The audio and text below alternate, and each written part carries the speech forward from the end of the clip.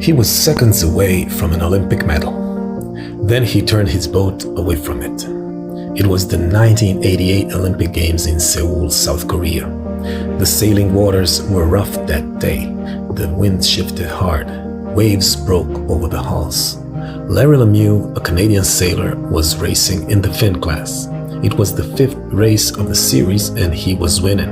Not just racing well, he was in medal position. Then he saw them. Two sailors from Singapore competing in a different class had capsized nearby.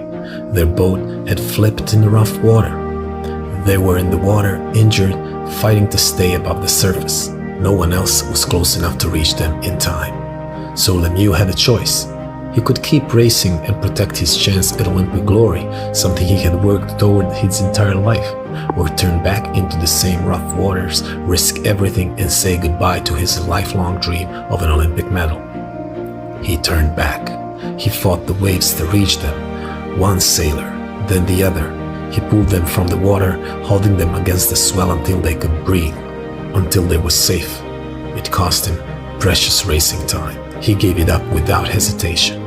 Only when he knew they were safe did he turn back toward the course. By the time he crossed the finish line, his medal position was gone. So was his dream of standing on an Olympic podium. He finished far down the rankings. On paper, it looked like a loss. He didn't return home with a gold, silver, or bronze medal, but he returned with something far rarer. It isn't awarded for speed or strength. It's reserved for the rare moments when an athlete chooses something more important than winning. Larry Lemieux received the Pierre de Coubertin Medal, the highest honor in sport for sportsmanship. It doesn't stand beside gold, silver, or bronze, because what it represents can't be timed or measured. Somewhere, two sailors went home that day alive because a stranger chose to stop. No trophy can replace that. No ranking ever could. In a sport built on finishing first, Larry Lemieux is remembered for the moment he chose not to.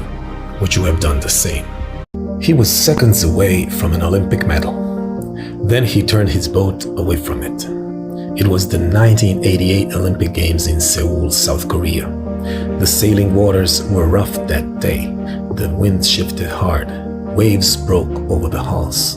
Larry Lemieux, a Canadian sailor, was racing in the Finn class. It was the fifth race of the series and he was winning.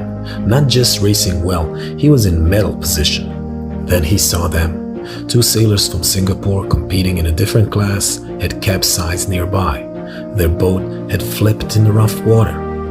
They were in the water, injured, fighting to stay above the